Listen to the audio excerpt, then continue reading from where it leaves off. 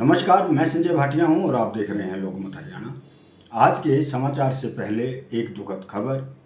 हमारे परिवार की वरिष्ठ सदस्य 96 वर्षीय पुष्पा देवी का आकस्मिक निधन हो गया। आज दिल्ली में उनका अंतिम संस्कार किया गया, जिसमें भारी संख्या में गणमान्य व्यक्ति मौजूद रहे। आज की इस चर्चा में हम बात करेंगे डॉक्टर भीमराव अंबेडकर की। आपको बता दें, आज 14 अप्रैल का दिन है। आज के दिन डॉक्टर भीमराव अंबेडकर जी की जयंती मनाई जाती है। पूरे देश में डॉक्टर भीमराव अंबेडकर की जयंती बड़ी धूमधाम से मनाई जा रही है।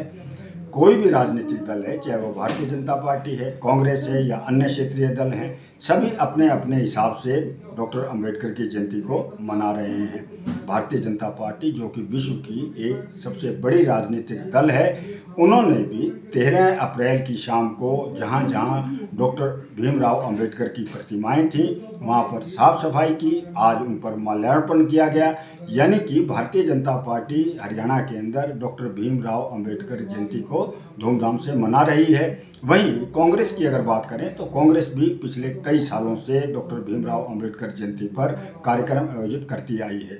इसके अलावा अन्य क्षेत्रीय दल हैं जो कि हरियाणा के हैं या पूरे देश में हैं, वो भी अपने अपने हिसाब से डॉक्टर भीमराव अंबेडकर जयंती के पर कार्यक्रम करते हैं, उनको नमन करते हैं, उनको याद करते हैं। तो आज का जो हमारा विषय है वो ये है कि डॉक्टर भीमराव अंबेडकर ने जो सपना देखा था, क्या वह पूरा हुआ है? क्या वो सपना पूरा हुआ है या सपना अधूरा है? हम देखते आ रहे हैं कि महापुरुष जो होते हैं, डॉक्टर भीमराव अंबेडकर को महापुरुष कहा जाता है। महापुरुष इसलिए कहा जाता है कि उन्होंने उस समय, जबकि छुआछूत जाति पात का बड़ा एक केंद्र था भारत, उस समय बड़ी पढ़ाई की, विदेश के अंदर पढ़ाई की, भारत के अंदर आए, वकालत की।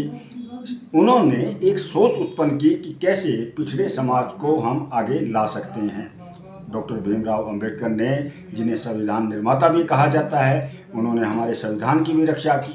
आज जगह जगह, गांव-गांव में, शहर में, कस्बों में डॉक्टर भीमराव अंबेडकर की प्रतिमाएं भी स्थापित हैं। लेकिन हकीकत ये है कि डॉक्टर भीमराव अंबेडकर ने जिन पिछड़े लोगों के लिए, उनको ऊपर उठाने के लिए अपनी सोच को दुनिया के सामने रखा था, तो क्या वास्तव में आज वो हालात बदले हैं या जस के तस हैं? मैं आपको बता दूं, एक शब्द है दलित। दलित समाज का, ठीक है, अब धीरे धीरे दलित समाज के जो कई जातियां आती हैं वो अपनी तरक्की कर रही हैं, पढ़ाई कर रही हैं, आज शिक्षित हैं, डॉक्टर हैं, इंजीनियर हैं, शिक्षक हैं, यहाँ तक कि आईएएस हैं, आईपीएस हैं।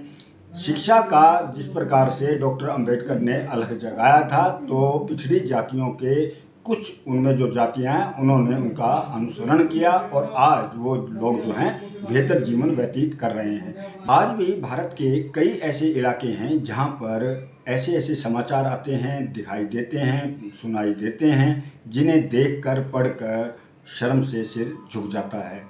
आमतौर पर देखा जाता है कि हरियाणा जैसे उन्नत राज्य के अंदर भी अभी भी छुआछूत किस प्रकार से लोगों के दिमाग में भरा हुआ है। कई समाचार ऐसे आए हैं, राजस्थान से आए हैं, उत्तर प्रदेश से आए हैं, मध्य प्रदेश से आए हैं कि दलित युवक की घुड़चढ़ी हो रही है, लेकिन दबंगों ने उस घुड़चढ़ी को रोक दिया। वहाँ डीजे बज रहा है, उस डीजे को रोक दिया। बैंड बाजे बज रहे हैं, उन बैंड बाजों को रोक दिया।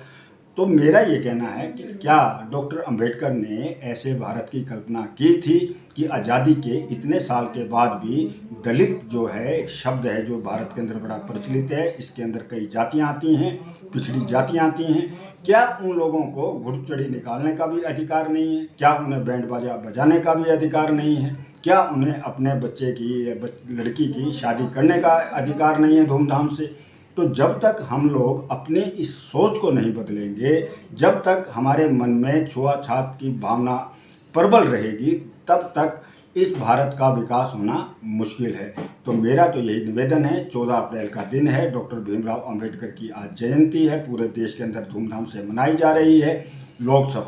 अब देखा गया है कि डॉक्टर साहब की, अंबेडकर की जो जयंती मनाई जाती है, तो अंबेडकर जी की जहाँ जहाँ मूर्तियाँ हैं, वहाँ पर हर वर्ग के लोग, यानी कि हर समाज के लोग, बड़े नेता आते हैं, साफ सफाई करते हैं, माल्यार्पण करते हैं। जब तक नेता हो, आम आदमी हो, डॉक्टर अंबेडकर के आदर्शों पर नहीं चलेगा, उनकी बातों का अनुसरण नहीं करेगा, छुआछूत की बात जो उनके दिमाग में घुसी हुई है उसे बाहर नहीं निकालेगा, तब तक एक उन्नत भारत की कल्पना करना मुश्किल है।